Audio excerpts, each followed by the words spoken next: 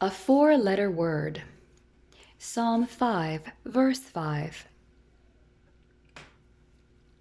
The boastful shall not stand before your eyes.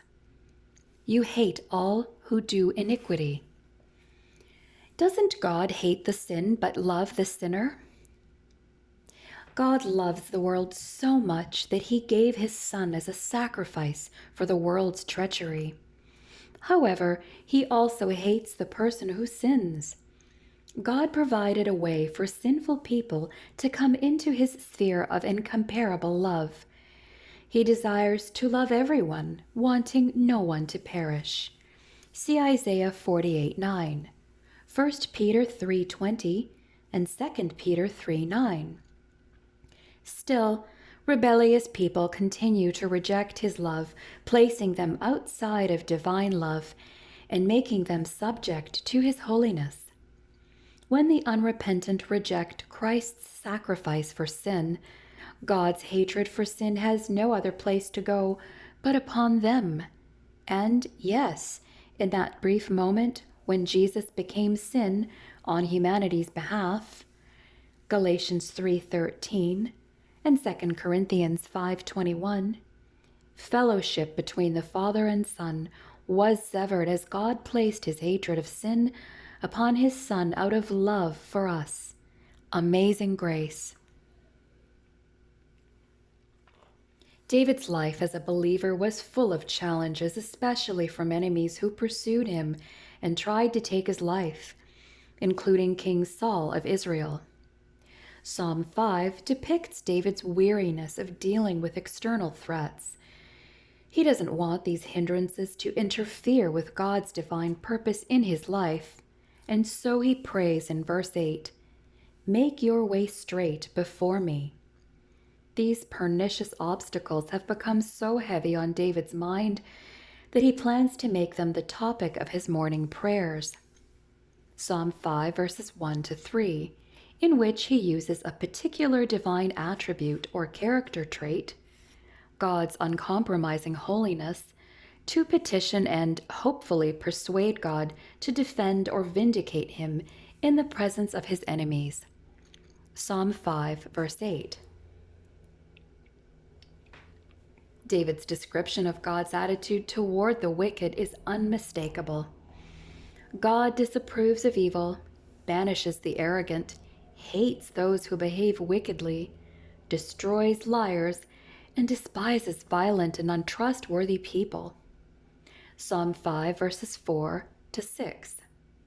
This attitude towards sinful people is not an isolated one.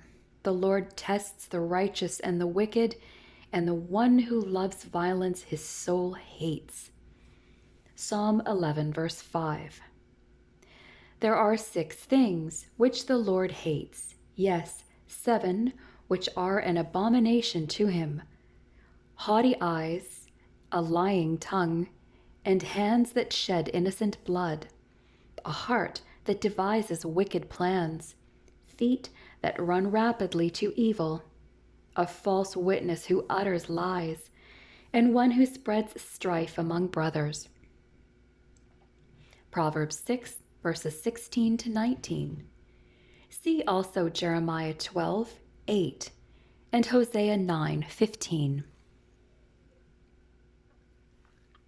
Biblical hatred is an attitude, not an emotion. It is a strong aversion to and rejection of evil, as the psalmist explains. For your loving kindness is before my eyes, and I have walked in your truth.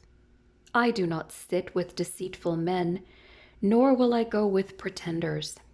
I hate the assembly of evildoers, and I will not sit with the wicked. I shall wash my hands in innocence, and I will go about your altar, O Lord. Psalm 26 verses 3-6. See also Psalm 139 verses 19-24. Hatred is repulsion and intolerance of and opposition to everything that is evil, anything that undermines good. What a person does not hate, he tolerates and eventually accepts as good. Read Isaiah 5:20, Malachi 2:17, and Romans 1:32. The problem with the phrase God loves the sinner but hates the sin is that it gives people a sense of false security. Because so many people believe that they are basically good and that God always loves them in spite of their occasional failings, they tend to take their waywardness or sinful acts and God's amazing grace less seriously. Having known wickedness well and God's attitude about it, see also Psalm 5 verses 9 to 10. David worships God for his mercy or loving kindness, Psalm 5 verse 7, and petitions him for protection and blessing. Read Psalm 5 verses 11 and 12.